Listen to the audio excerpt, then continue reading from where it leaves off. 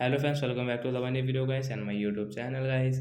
Today when we are going to talk about guys Samsung mobile brightness setting guys, and today video title is guys eye comfort shield guys. How can we enable and how can we use it?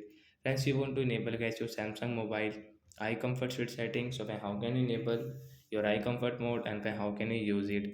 So first of all guys, you will have to on guys your phone setting guys.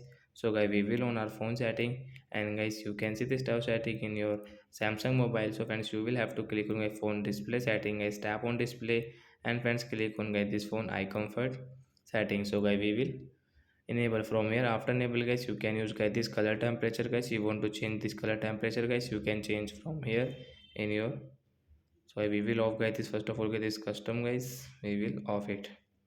So once you can see guys adaptive and custom guys, you can set the schedule time also. After enable guys this eye comfort mode guys, and guys you can use it at night. When you operate your phone at night guys, you should enable guys your eye comfort mode. After enable guys, you can use your phone easily. So bye guys.